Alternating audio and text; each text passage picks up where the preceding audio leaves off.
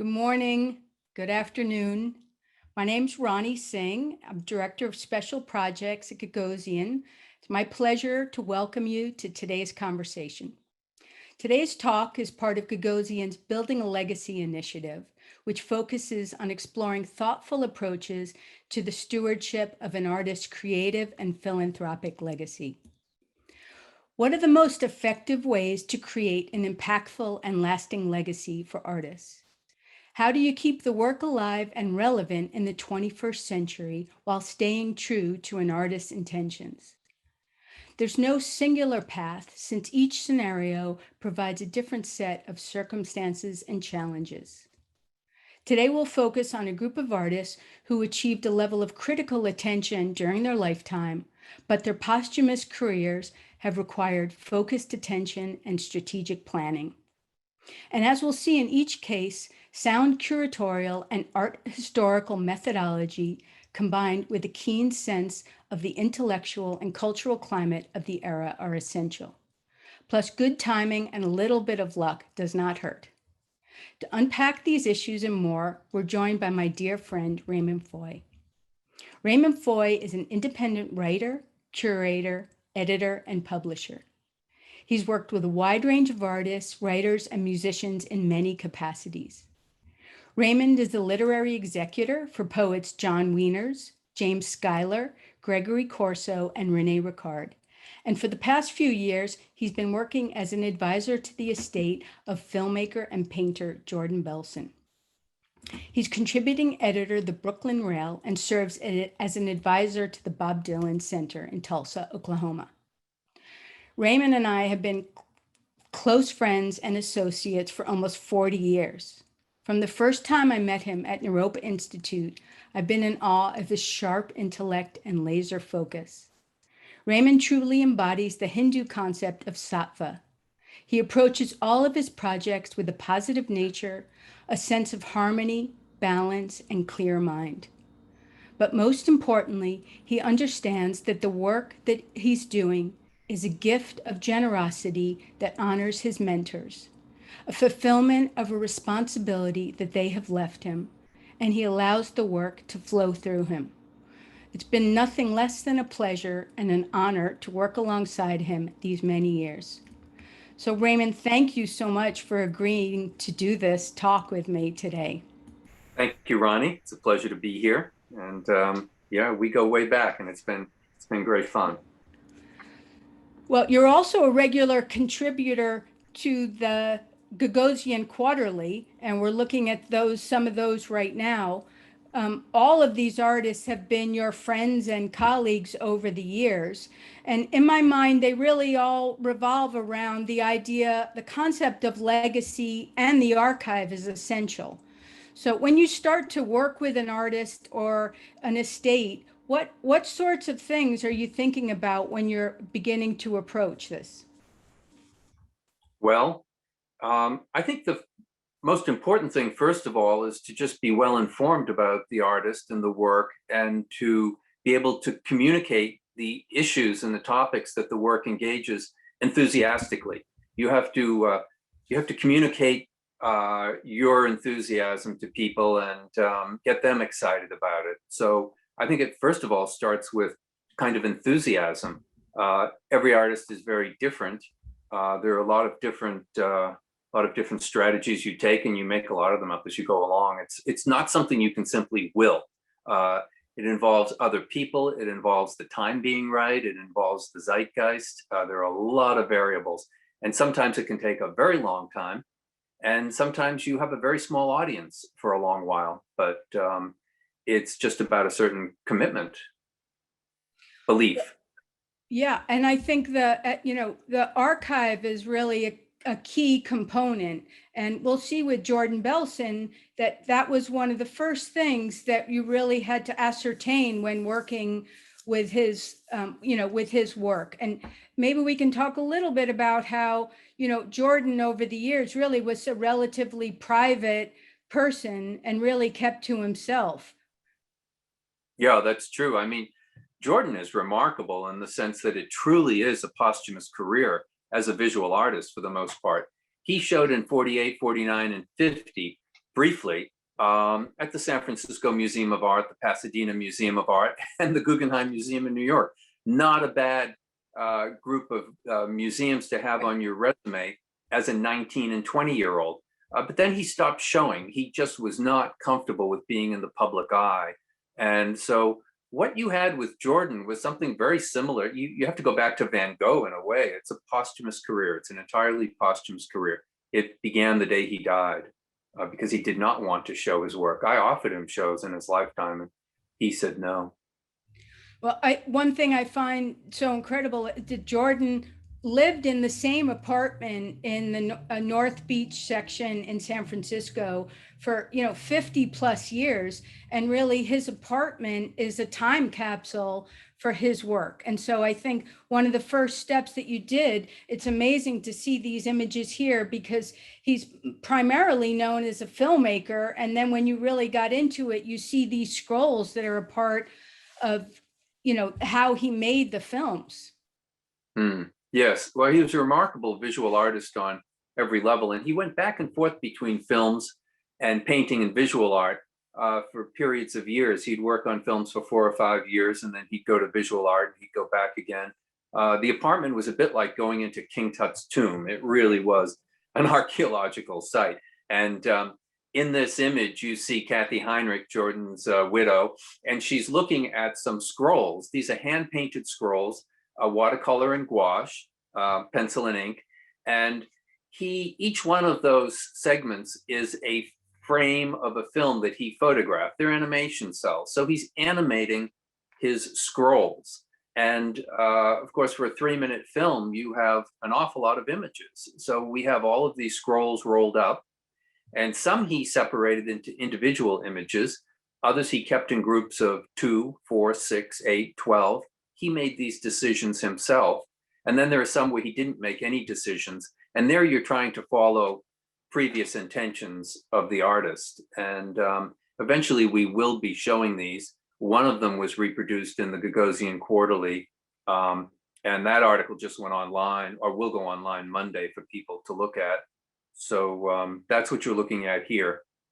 Well, and you touch upon the idea of artist's intentions, and that's such an important thing to think about. And there's a balance there too, because we know, the personality of Jordan was very, apprehensive about engaging in certain ways. And so, those are the decisions that you have to make when you're working, with an estate, to think about, how do you get the work out there? And are you, in line with his intentions or?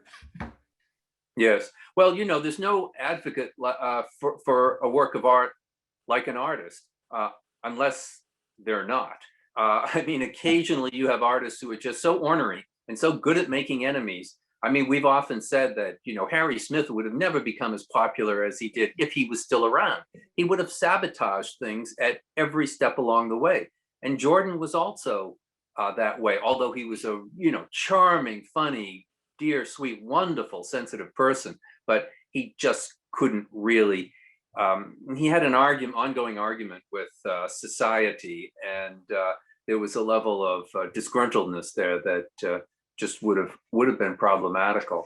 I guess one thing I want to say about this, because I know there's a lot of people who are watching this who have a mother or a father or a sister or a brother or some family member who was an artist who's no longer with us. And now they have all the work and they're trying to figure out what to do with it. And it's an enormous burden. And there's no simple answer. But in the case of Belson, one thing that was really useful was that he lived in this apartment all these years, and we kept the apartment together for many, many years. I mean, it's still there. And we could sort of do studio visits with people without Jordan being there, but they could get a real strong sense of him in that studio. The books that were on the shelf, the Japanese ceramics, the flower arrangements, the pictures he had pinned up to the wall, all of that was very important. So I think if you can keep the studio together for as long as possible, that's a very good idea. Or reconstruct some version of the studio, maybe in one room that you have. Well, you're right. The experience of going to Jordan's studio and sitting on a tatami mat and being surrounded by things all over is really, irreplaceable. But also, what I think is essential is really the documentation and the archival impulse of getting all of that down, of really unpacking that, knowing exactly what you have. And I think for an artist like Belson, who there's so many discrete bodies of work, it was essential. Yeah, it was. And also going through his correspondence, going through his travel diaries, seeing who he was connecting with at various times. Art is very much about context, and it's very much about precedence. And if you're doing this job with an artist in an artist's estate, you have to plug them in to historically, culturally relevant moments. And for Jordan, that had to do with jazz in the late 50s. It had to do with Hilla Rebay and Rudolf Bauer at the Museum of Non-Objective Art that later became the Guggenheim. It had to do with his collaborations with a lot of the West Coast musicians from the San Francisco Tape Center, and his work, alongside of people like Terry Riley. There's a lot of places where he connects with his culture, and that's one of the things you have to do is to make an artist relevant, is to show what their ideas and concerns are historically.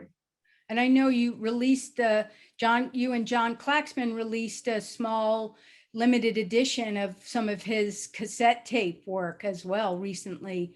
But in terms of the contextualization, I think that's a really interesting, concept that pertains to Jordan, in the sense that, really so much of his work wasn't that known. And you mentioned to me that, you spoke with other artists about showing the work and thinking about the work. You had a conversation with Christopher Wool, I know, just to think about ways that, somebody like him might approach the work, or what he found interesting. Yeah, it's important to get as many allies on your side as you can. And artist allies are very important. And Christopher was a terrific help. I mean, David Hollander and I sat down with Christopher, and we went through on a computer screen uh, basically the entire estate. I mean, over 1,000 works, looking at them. And Christopher has been very generous with a lot of artists. I mean, he curated, organized that David Reed show, co-organized at Gagosian Gallery. He did a fantastic show of Richard Pousset-Dard at Loring Augustine. He's very generous in that way. So if you want to get as many allies on your side, and if you can get some good artists on your side, that's very important, because you're trying to make the artist estate relevant to what's happening today. For instance, when we did that show of Harry Smith's first gallery show of his visual art, The Heavenly Tree Grows Downward, instead of doing a solo Harry Smith show, we combined him with Fred Tomaselli and Philip Taft in order to show where he fit into the contemporary culture, even though he wasn't around, to the contemporary dialogue. So you've got to be thinking not just historically, but where does this work fit today? Because a lot of this work is going to be seen for the first time, even though it may have been made 50 or 60 years ago. That's right. We can go to the next image. We can talk a little bit more too about allies, in the sense, when we get to Harry Smith, with our project at the Whitney Museum with Elizabeth Sussman and Carol Beauvais. Mm-hmm. What are we looking at here? Well, Jordan saved a lot of his art supplies, even empty containers he would save. And that is such a gift if you're working with the estate. So here you have some bronze powder that he used in his work. He was a master when it came to materials and his hand, his application. His works are extremely well made. There are certain Renaissance painters whose work doesn't need much restoration at all, somebody like Crivelli, because they just had the recipes down right. And Jordan is one of those artists. His work looks as fresh today as the day it was made. And it was important to have things like this. And if we go to the next slide, you'll see the painting that this bronze powder was used in. So he's, the light parts of that circle are flecked bronze. And, this is a remarkable painting from 1955. It's very simple, but it has a lot to say. And the fact that this is 1955 goes back to that idea of context and precedence.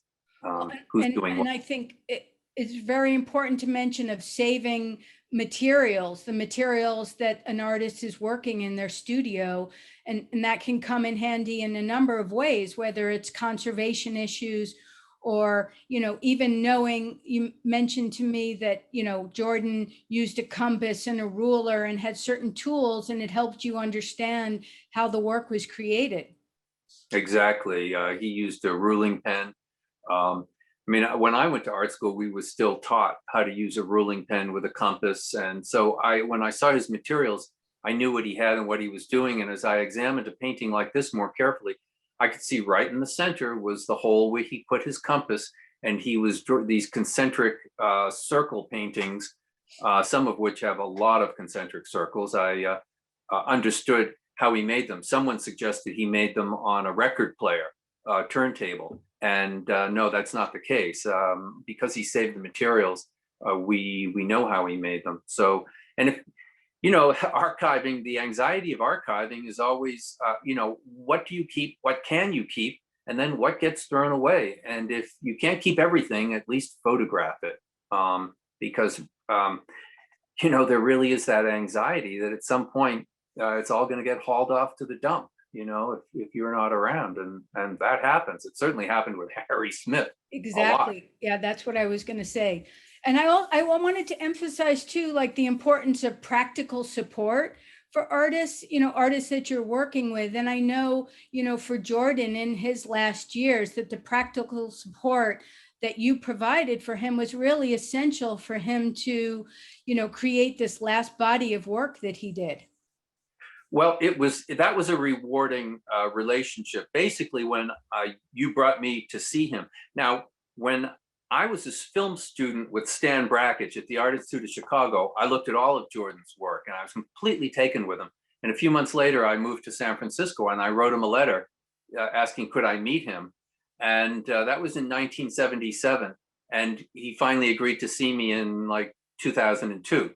So yeah, he really was a reclusive individual. But getting in to see him and see his work, he showed me a group of pastels, which he was making on top of Xeroxes that were just coming from the corner Xerox shop. He was going down to Kinko's, Xeroxing the basic armature, the design of his drawing, and then working over it with pastels. The problem was it was Xerox paper, and it was Xerox printing as color, and it was terrible, really looked bad. And I said, look, give me the armature. I will print it with acid-free inks, digitally. Graham Nash had a digital print studio, and we could run paper through that was Fabriano, Strathmore, JB Green.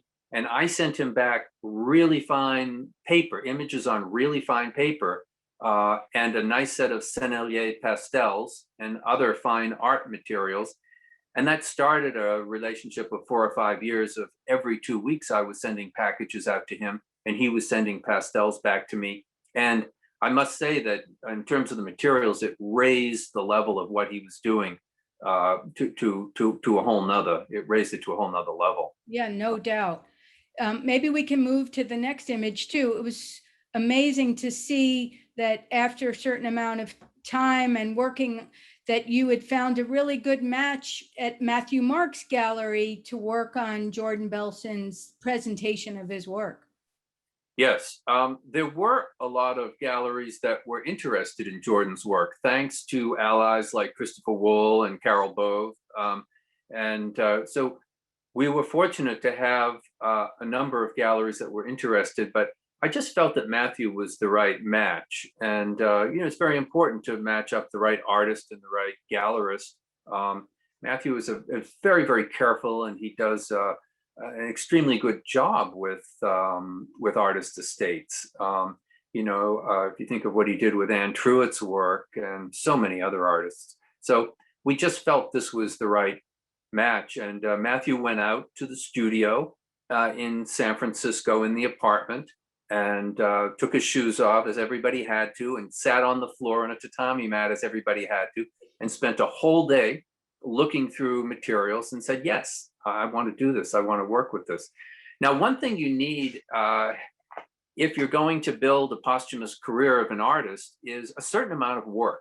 It doesn't really, you can't really have a commercial career with a handful of works, which is what you have with Harry Smith. You know, a gallery can't make a go of it. The fortunate thing with Jordan is that he did make a lot of work, and there are a lot of different bodies of work. And one thing that we have decided to do is to show different bodies of work over time.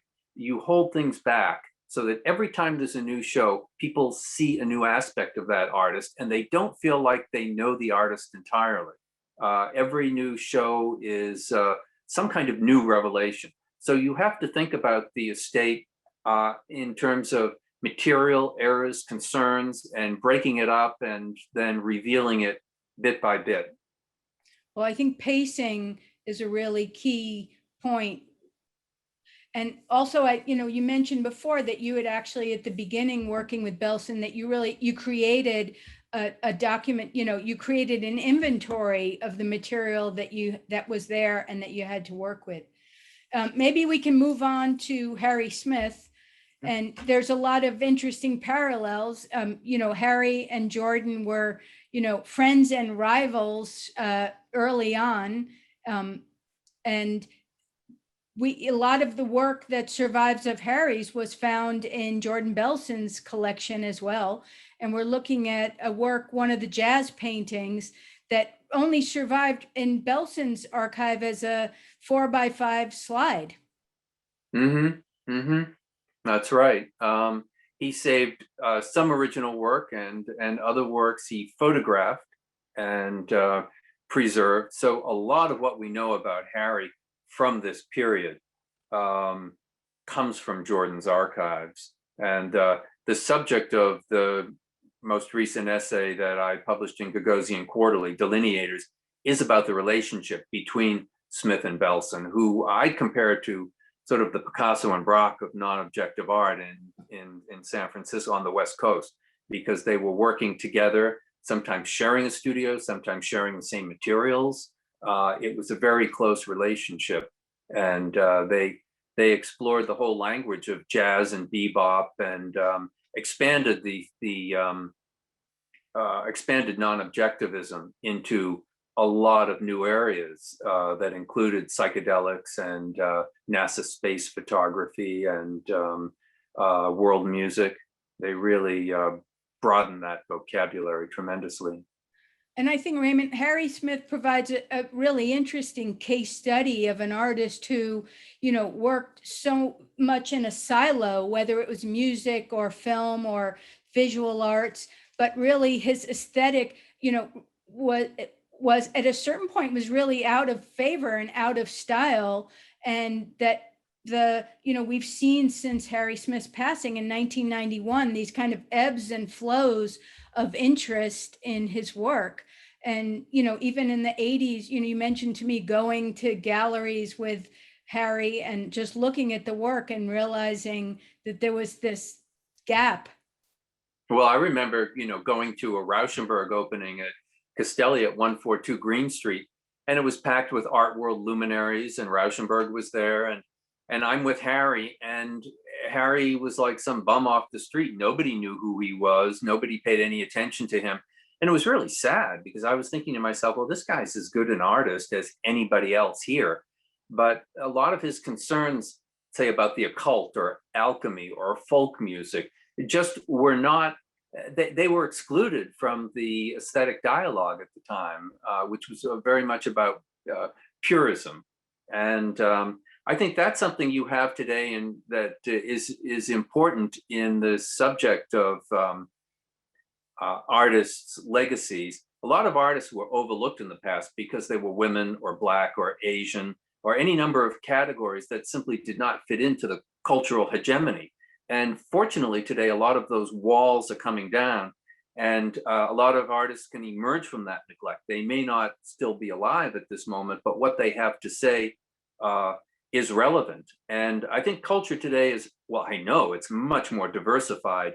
When I think back to the late 60s and 70s, and the internet changed a lot of things. I mean, with websites like UbuWeb, Kenny Goldsmith, and desktop publishing, and iPhone movies. I mean, I've shot movies on my iPhone and edited them on the desktop and screened them in movie theaters. You have a lot more tools at your disposal, and you can really create culture on your own without relying on institutions the way you used to have to. They're still there, they're still a help. But I think one of the things the internet did and the JPEG did is they made every artist and every image kind of on this, put them on the same footing with each other. And so I think it's a little bit easier today to insert an artist into the dialogue. Well, I think, I mean, we can't help but mention that all the artists that we're dealing with today are, older, dead, white male artists. And sometimes in this climate, that's something that's a challenge to get the work out there. But I know, with Harry Smith, that it was a very different case in terms of trying to deal with the estate and with the work that was remaining. I mean, he was an artist who lived in relative poverty his whole life. He lost and sold all his belongings multiple times over. What we have in the archive was what he had with him at his passing, and things that were at Anthology Film Archives and, in Allen Ginsberg's storage and a handful of places. But that, in that case, it really began with an assessment of, we assembled, I remember the meeting in your apartment at the Chelsea Hotel, but assembling a core group of the people that were important in his life, and then assessing what the major projects of his, and as you mentioned, there was very little artwork and material left, but the big projects of his were the Anthology of American Folk Music and his films. And so, focusing on re-releasing the Anthology of American Folk Music, I mean, that was a major thing that kind of tumbled and triggered everything and really put things in motion in the world in a very, very strange and occultish way, Yeah. Well, it's unbelievable. I was thinking the other day that in all the years I knew Harry, which was like 16 years, but during those years, I saw him practically on a daily basis. So in some cases, I did see him on a daily basis. He never once mentioned the anthology to me, ever. We talked about his paintings. He was working on mahogany. I helped him a lot with that. He was working on a couple of box sets of Kiowa peyote and Kiowa love songs. He had various projects. He had a shape note singing project that never came to fruition, but he never once mentioned the anthology. And yeah, it's amazing how that. I mean, I'm just in awe of the place that Harry Smith has assumed in contemporary culture, and you deserve a lot of credit for that. But Harry seems to be. He's kind of a myth, it's and people like myths. That's another thing you have to think about when you're presenting an artist estate. What is the story around the artist? What's the biography? People like stories, they like myths. And of course, you do want to try to stay close to the truth as much as possible, but that becomes a relative thing sometimes. So Harry has assumed the position of a myth. I mean, it's really kind of mythology there. Yeah. Well, and I think with Harry Smith, the myths are just as important as the truths, that they. Well, he propagated a lot of them too. Yeah. Yeah. We can move on to the next. Just once about this Okay. drawing that we're looking at here. This is a drawing that Harry Smith made in Jordan's studio. He made it with Jordan's art materials. When you look at it close up, he's inserting words that were said in their conversation, things that were discussed while they were hanging out, while Harry was working.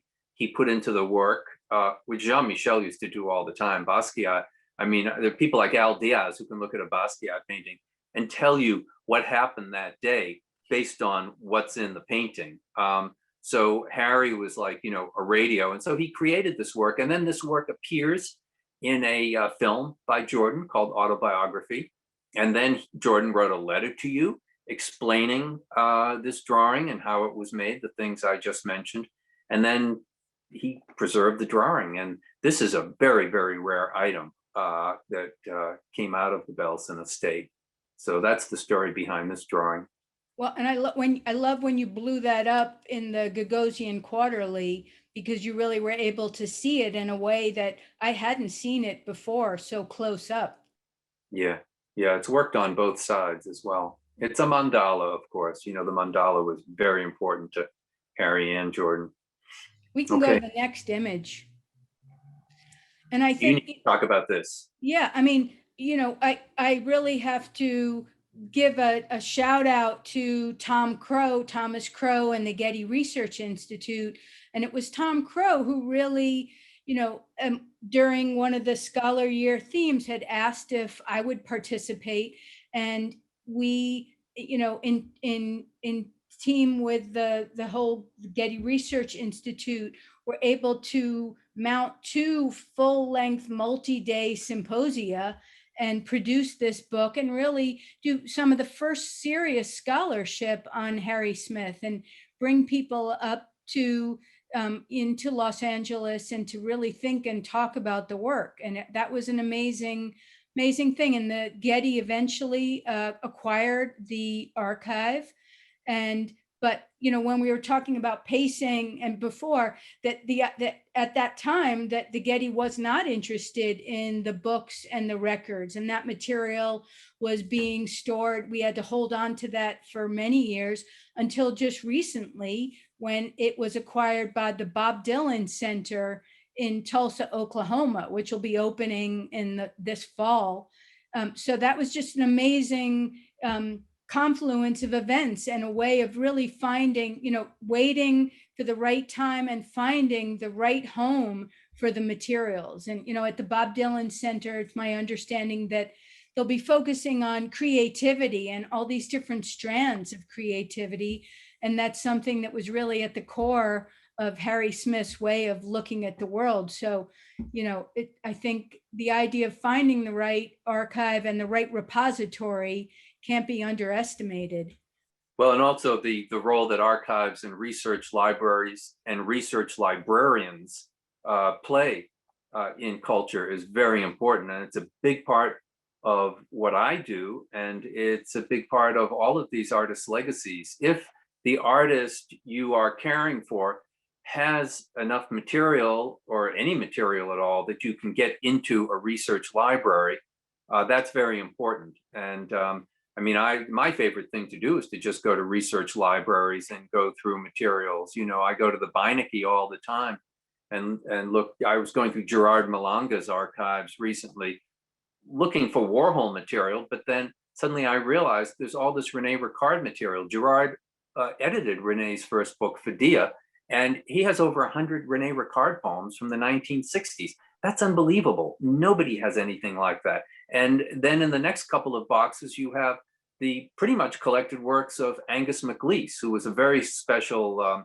artist and filmmaker who lived in Kathmandu and had a literary magazine and a bookstore. So there's a lot of treasures out there in these research libraries waiting to be discovered.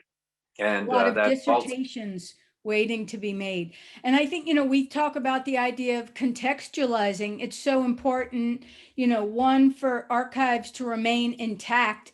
I know we were talking about Gregory Corso, that there's material in a lot of different archives, but I know for Harry Smith, the idea of having it at the Getty and having his work alongside, Robert Mapplethorpe or Fluxus or any Annette Michelson, that there's all these different ways in. And as you say, scholars find their way to that material and really bring to it a fresh way of looking. And even if you think you know the artist very well, if you go out to a place like the Dylan Center in Tulsa, it's unbelievable the discoveries that you make about an artist who you thought you knew very well, and you realize you hardly know them at all. At the beginning of this, we had a picture of Bob Kaufman up on the screen, and I put together this book of Bob Kaufman collected poems for City Lights Books with my friends Neely Cherkovsky and Tate Swindell. And I always wondered, did Bob Kaufman and Bob Dylan have any connection. And sure enough, there in the Dylan archives in Tulsa, Bob is, making queries about Kaufman and his health and how's he doing, and you can see that he's tracking Kaufman. And then I found out that Kaufman was giving readings at the open mic night at the Gaslight, which was the night before Bob was appearing as a folk singer. And Kaufman was sleeping on the floor of Richard Adelson, who was the guy who recorded Dylan's set at the Gaslight, which Starbucks released as an official bootleg. And then I called Wavy Gravy, who booked those poetry readings, and he gave me more information. So out of one small letter or reference, suddenly it opens out into a whole network of culture. And that's kind of what we're talking about here is culture as a network, as an organic growth, like mushrooms or something, roots. Yeah. Well, and even just the intersection of poets and painters and the relationship was such a symbiotic one, as we can see. Mm. And, we're looking right now at a new publication that Brett Lunsford has worked on for 10 plus years. But, I think outreach is an important concept that we haven't discussed as much yet, which is really reaching out to interested parties. I mean, we talked about, working with some of the artists, and for us, we're working with Carol Beauvais and Elizabeth Sussman, and working with a contemporary artist, you get such a different perspective. But working with Brett Lunsford, who took this project on and worked on it for 15 years, found a very different way into thinking about Harry Smith and the seeds of his upbringing in the Pacific Northwest. Yeah, this is a very important book. Everybody should get online and order this book. It's about how an artist emerges from a cultural community, and he digs back many generations, looking at Harry's parents and grandparents, and examines Harry's relationship with the Native American peoples of that area. And it's a very relevant, important book. Brett did an incredible job. Yeah. Well, I'm conscious of time, so maybe we should move on to Gregory, talking about Gregory. I mean, Gregory is an artist that you knew when you were you met him when you were 16 years old. So you really developed a friendship and a real tight connection to him over the years. But maybe you can tell us a little bit about the projects that you're working on with Gregory's archive. Yeah. Really what we're doing in this talk is featuring on 4 artists who I've written about recently for Gagosian Quarterly, to make it relevant and to make it so that people can learn a little bit more about these people. And just last week in the, I guess it's the spring issue of 2021, a piece came out, which I wrote. It's called The Most Dangerous Art. And it tells the story of Gregory Corso's last manuscript, The Golden Dot. And I won't recount it here because you can read it online and in the magazine, but it's about how this manuscript that Gregory wrote the last 3 years of his life, and he died in January of 2001, how it was kind of held hostage in an apartment by a friend of his who would not let it out and let go of it. And it was only 1 copy, and I was scared to death that the apartment was going to burn up because this woman smoked in bed most of the day. And finally, when she died, I called her daughter, and we went in the apartment and found it. And then George Scrivani, who was another close friend of Gregory's and editor, together, we've been editing this, just finished it off, and it's going to be published by New Directions. This is an example of what the manuscript looks like. I mean, I don't even want to think about what some of these stains represent. It looks like she used it as an ashtray. An ashtray, I'm sure there's blood on there, and there's wine and tobacco and all kinds of things. I guess some of the poets and artists who I've gravitated toward, like Corso, like Bob Kaufman, like Harry Smith, like Rene Ricard, John Wieners, were people who needed help. They were very disorderly and in many cases really crazy people. And in some cases, preservation was just a matter of getting to the trash barrel before they did. I was always saving work and hanging on to it, and especially with Kaufman. So, yeah, this was a very fulfilling project. And I met Gregory when I was a junior in high school. I was 16. I stayed in touch with him all my life. We were very close. I published him, edited some of his manuscripts, typed up poems, collected his art, commissioned works. So this is a lifelong devotion to an artist. And I guess the lesson here is that if there's somebody who you like and they need your help, you have to be there supporting them in a lot of different ways, not just financially, but morally. And it's about service. It's about being there for them. And you can enjoy what they do in that milieu, but you have to bring something to the table. You have to have something to offer, because otherwise, what do they need you for? So that was the role that I played in with Gregory, and so this manuscript, this book, is kind of the fulfillment of that relationship. Well, and not just with Gregory, but with Rene Ricard and John Wieners and, and Jimmy Schuyler too, in terms of just practical support. You mentioned to me working with Jimmy Schuyler and kind of typing up his poems and showing different ways of presentation on the page. That was an amazing way. Yeah, when the word processor first came out, Jimmy, I used to help him type up his poems, and suddenly I could put them on the computer and I could print them out with different spacing, different point sizes, different typefaces, and I would give him 4 or 5 versions of something. And he was absolutely delighted to see them in this way, and it looked like more of the way they would appear in a book.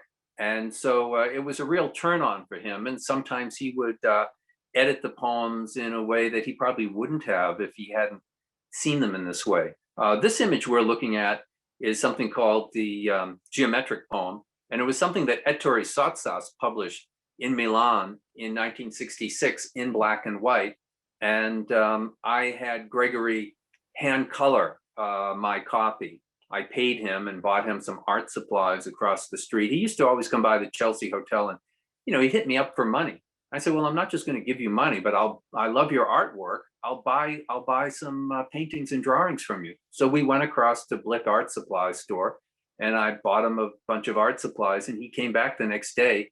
And that started a relationship where I began collecting his art. And I think Gregory's a terrific artist as well. And this whole thing of the painter-poet overlap is an important one. I've always tried to include poets in the dialogue with painters. It's a turn on for painters, and it just expands the focus a little bit wider. It's a very rich thing that goes way back, actually. Well, and that relationship is really essential to thinking about Rene Ricard's work as well. Rene wrote and painted, and his relationship with artists and his support by so many of his artist friends over the years was really essential for his, well-being and survival. Yes, it was. Bryce and Helen Marden, Francesco and Alba Clemente, Julian and Jacqueline Schnabel. I mean, these were people who really looked out for him. They supported him. They paid his studio rent. They bought works from him. I mean, when you go to Bryce and Helen's house in Idra, it's full of Rene Ricard paintings, and it's absolutely magnificent. And this is also someone who's writing poetry during this period. So Rene really does combine the two things. And I think Rene's a great artist. And that's definitely, this is a painting I own of his. And I've probably got about 30 paintings of Rene's, a lot of notebooks, a lot of drawings. And I'm putting together a collected poems of Rene. That's quite well along the way. I mean, these things, they take a long time. I mean, this COVID period, it's been a terrible period in many ways, but it's been also a great period in other ways. And that I've just been able to kind of come up to the country, and I feel like I'm a monk in a monastery. I'm not seeing anybody, but I'm getting a lot of these projects finished. And so there's a collected poems of Rene that I'm working on that'll be coming out soon. And so people won't have to pay, ridiculous prices on the internet for his work. And I hope to do a show. I'd love to do a show at the new museum or the ICA in Boston. Rene was from Boston, or it doesn't have to be a large show, but paintings, drawings, broadsides, printed books, all of these different elements. Let's look at the next slide and see what we have. And that's a Yeah, show I really want to see. I think that's an essential, that would be an essential way to understand Rene's work and the broad breadth of it. yes, it would. This is a notebook that I own that he made when he was in Idra in 2012, staying with Bryce and Helen, and he had a show in Idra at Dimitrios Antonakis's gallery. And the Rene was very much like Cy Twombly. They are poem paintings and deeply inspired by the classical world of ancient Greece and ancient Rome, but brought right down to the contemporary vernacular. Let's look at the next image for a minute. We have time. I just wanted to mention too that if people have questions, they can send them to us in the chat. We still have a few more minutes before we start wrapping things up. Yeah, so here we are in Rene Ricard's Chelsea hotel room studio up on the 9th floor. This was on February 2nd, the afternoon after he died that morning, Bellevue Hospital. And I went to his room, I had a key, and photographed everything in it, and then began very carefully packing things up. And I still have a lot of material in my barn that I'm working my way through, because he wrote poems in the flyleaf of books, or he might have written it on a scrap of paper. I mean, I was just gathering up trash and putting it into boxes, and not in trash bags. By the way, if you're an archivist, don't ever store anything in a trash bag, because somebody's going to think it's trash and they're going to throw it out. Put it in a box and write archives on it. One of the things that I'm dealing with right now with Rene that's a bit puzzling is he never read a book without annotating it. He always had an ongoing argument with the author. And so I have all of these books that are heavily annotated by Rene. Very funny, very witty, very perceptive comments. And it's hard to know how is one going to present that to the public. And it may not be me that does it, but there's a great project there for somebody someday. Well, scanning would be a good option. Yeah. In order to make it accessible. And I know for Harry Smith, he was very diligent about notating when he bought a book, where he bought a book, how much he paid for the book, would also take some notes and would leave it in a interleaved paper. And at the Getty, they made copies of all of that, so that material is with the book, but then also in a separate folder.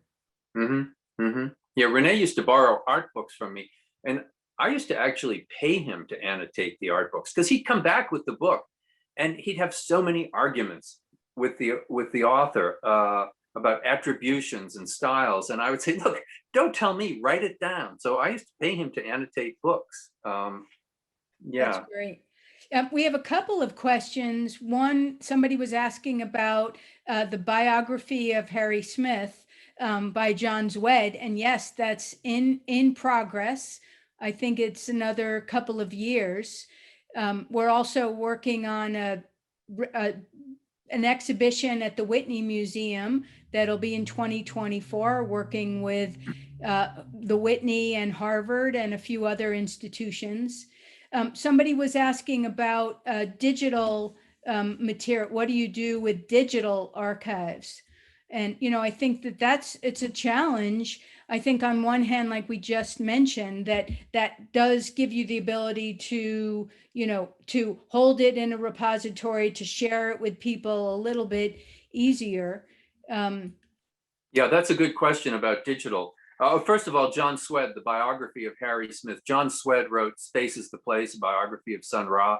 He's written biographies of Billie Holiday, Miles Davis, Alan Lomax.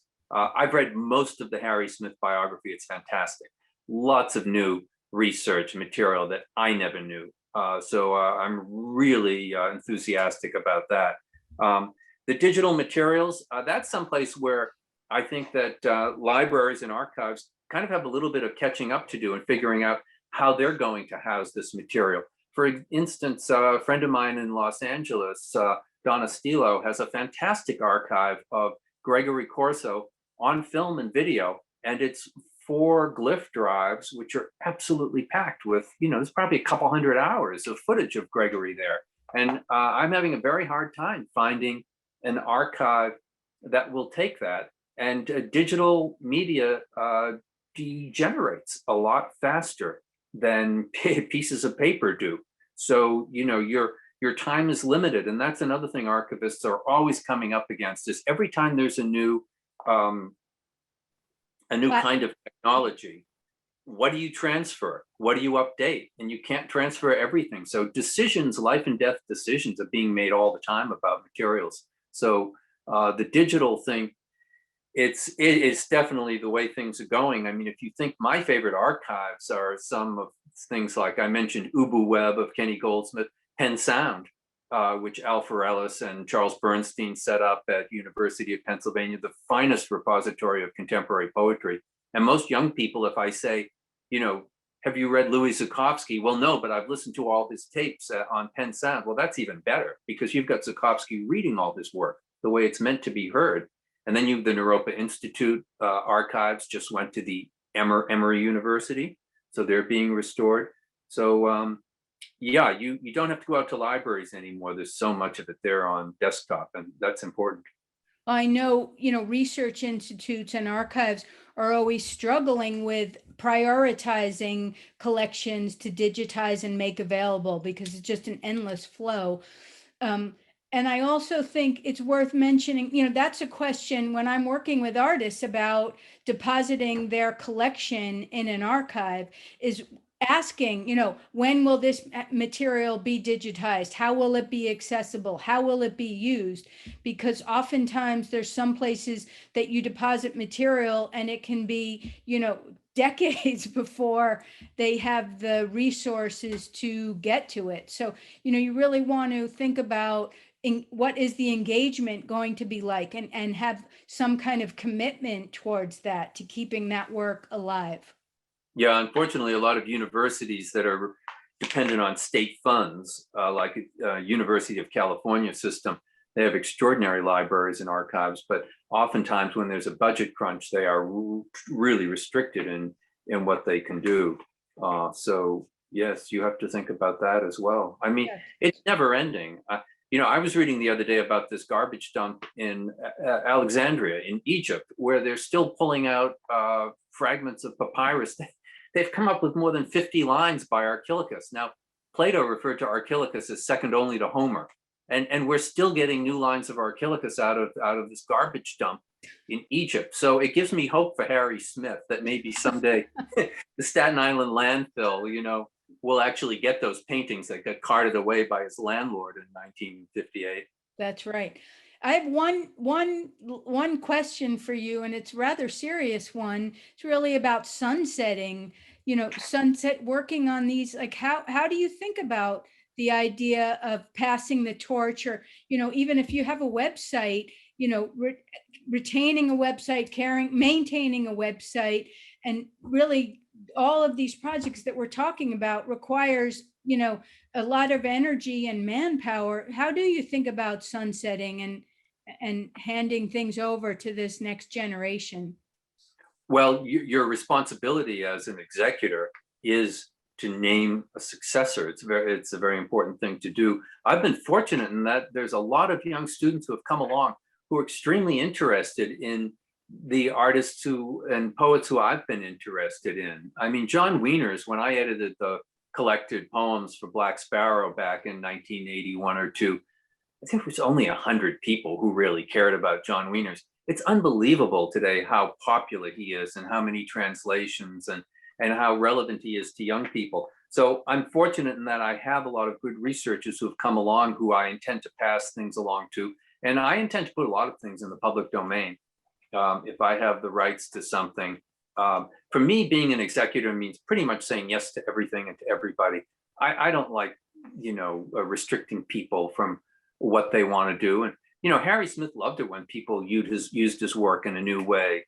Yeah, you have to make sure somebody knows where your passwords are, and hopefully, maybe leave some money for the website to be continued. And that is something you have to think about, and it has to be part of your will, which everyone should have. And when I finally made a will, it was a terrifically liberating thing. I felt great afterwards. It takes a lot of weight off your mind to make a will.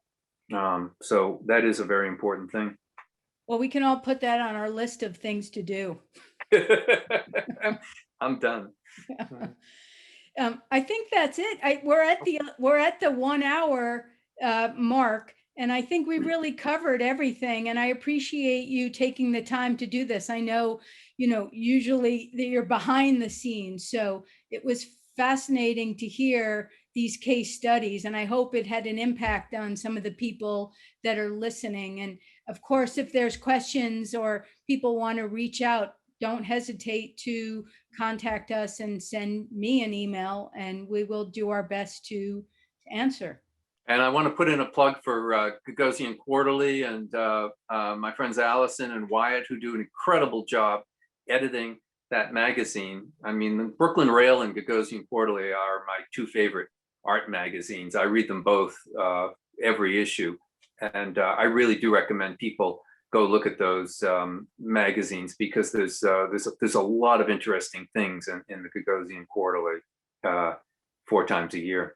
Yeah, I could not agree more. They're both eminently readable and just so on point. So thank you for ending with that. And thanks Thank you. so much. Thank you to the attendees. Thank you, everyone.